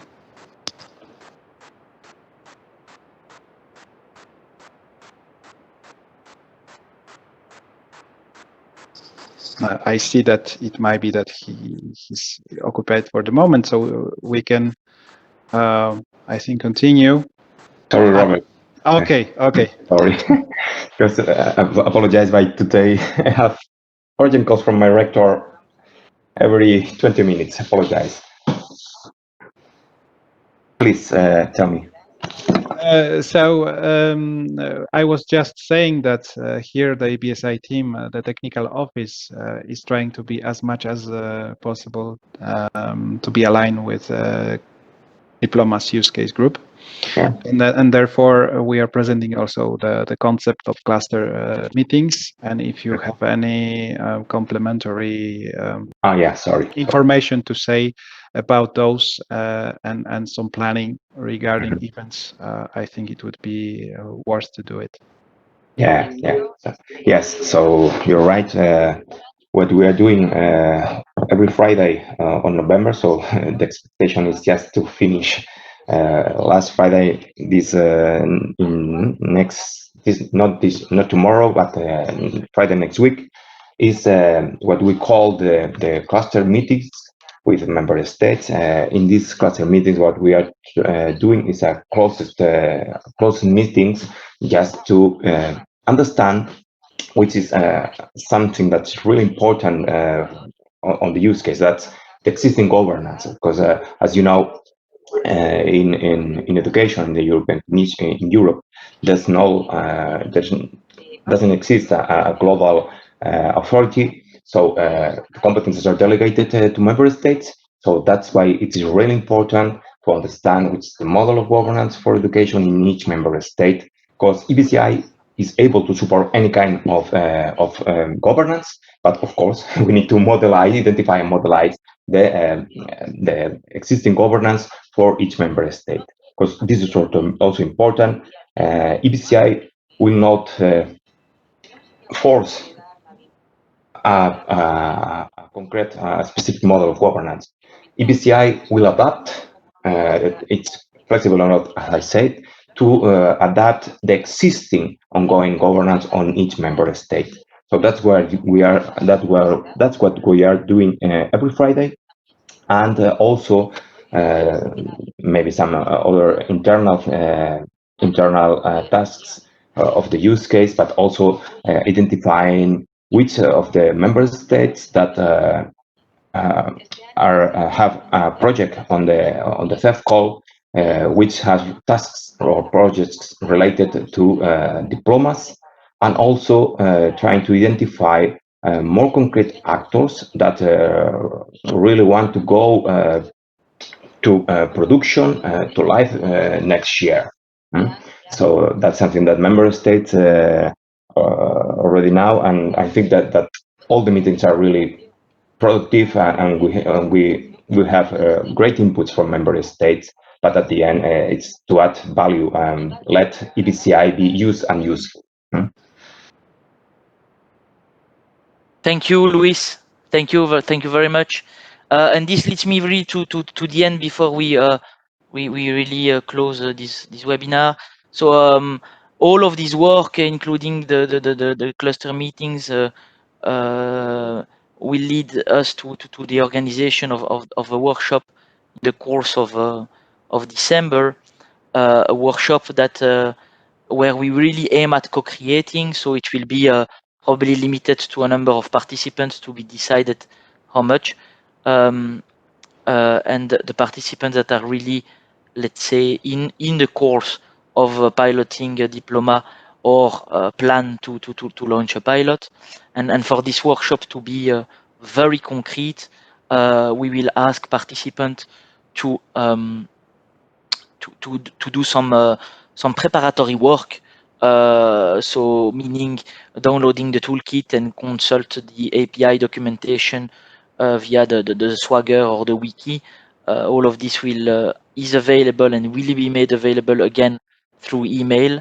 Then participants will be asked to also prepare their pilot scenario with all the methods that we have seen. So the ecosystem, the benefits, explaining the scenario based also on the work that we have, the demo that we have performed today. We hope it can be useful for the participants that are really willing to participate to design their scenario, and then to send this material in advance so that we can confirm the participation. And then at the end, ideally, to join the workshop as a cross-functional team, including policy, technical, and legal people, if possible, so that we are sure that we can have multiple points of view during the workshop.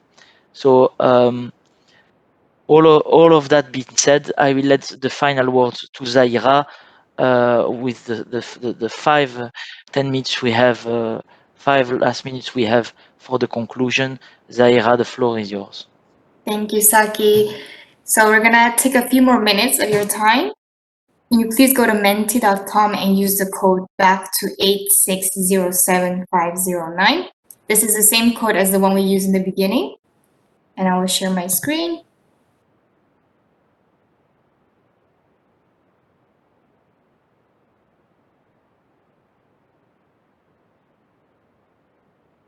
Okay, of course, the question is, what wasn't clear for you today?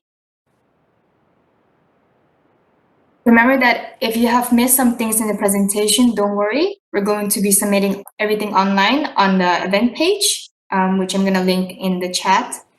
So you can always ask questions, send us an email, we will answer it.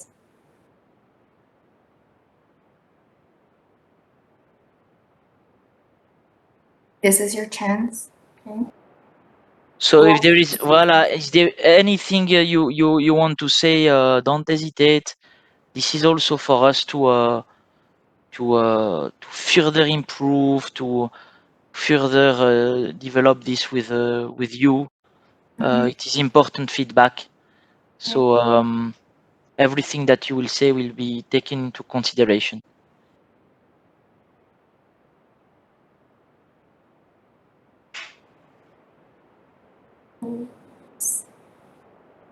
Everything will be available to you.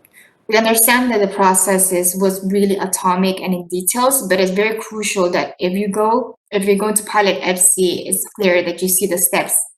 So perhaps you can see the presentation again, and maybe it's clear for you with your own time and pace. The level to which different stakeholders could take, okay? And that's interesting. It is true. So it would merit. That's why we also spend a good 15-20 minutes talking about the prerequisite. But it's true that if we would need to maybe do a demo per stakeholder, because it's obviously an implementation on a complex ecosystem. So I totally agree with that. Also, what is interesting and what we are now addressing as we speak is to prepare more a different way of presenting the capabilities of EBSI. So from the usability perspective. So I understand the question, in which details EBSI can be piloted. So I guess you would like to know clearly what parts are for you to develop, for you to prepare, even in a technical context. So is the application required, or see a wallet that I would be able to use? This sort of questions. And yes, we are working on that.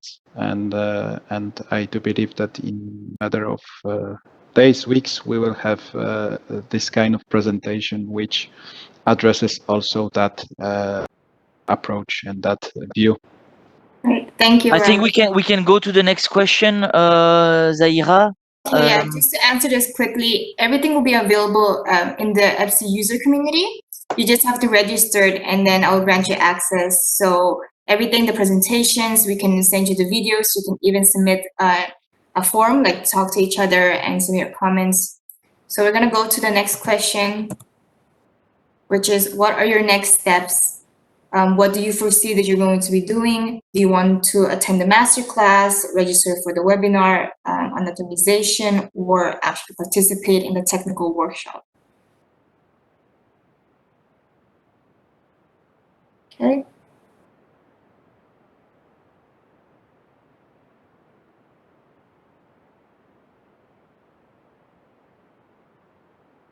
Just gonna spend a few more seconds. Thank you.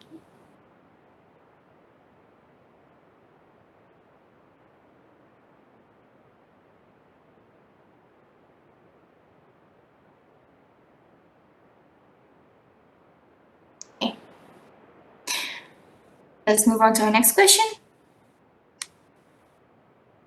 which is, how are you feeling this afternoon?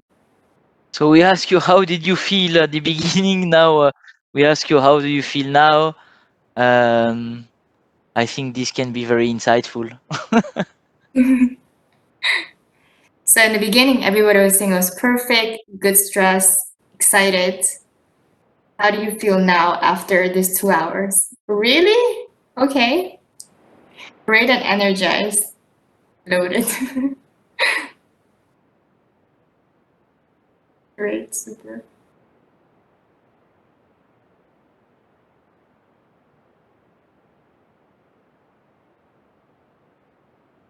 Nice. Closest to Friday, I agree. We can't wait. Friday, I agree. We can't wait.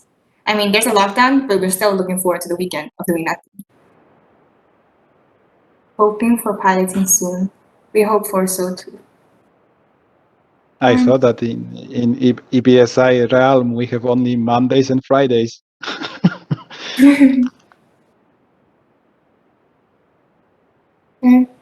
Curious, that's a nice one. I like it. So who is the winner here? Energized. That's great. Curious. Curious is good. There is also some confusion. We need to take that into consideration. Yeah. Don't worry, remember you can always submit a question on the EBSI user community and your peers will answer, but we're also moderating it every day. So if you need help with anything, you have questions, don't hesitate to post a question on the forum or just send us an email. We'll contact you back. This presentation will be available to you, so you can view it at your own pace. And if you still have any questions, don't hesitate. And thank you for the nice comment in the chat. It's really appreciated. And all the things that we can improve based on what we have received as comment, we will always move forward in an agile way to make it happen. So that's also why I think we are doing this webinar, because innovation cannot happen without collaboration, right? So innovation is co-creation, and I really love that we have both enthusiastic comment, but also some more things to improve, because if it would not be the case, I don't think it would be normal.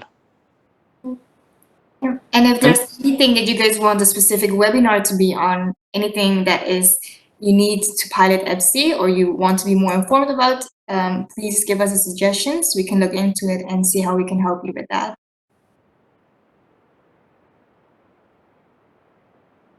With that, I think we're ready to close this. Absolutely. I think it's about time so that everyone can grab some lunch. And, exactly. So we let you the last word. My last word is just to really a big thanks to everyone that joined and that stayed throughout the different presentations. And of course, we wish you to stay safe and to enjoy the rest of the day. And thank you very much again.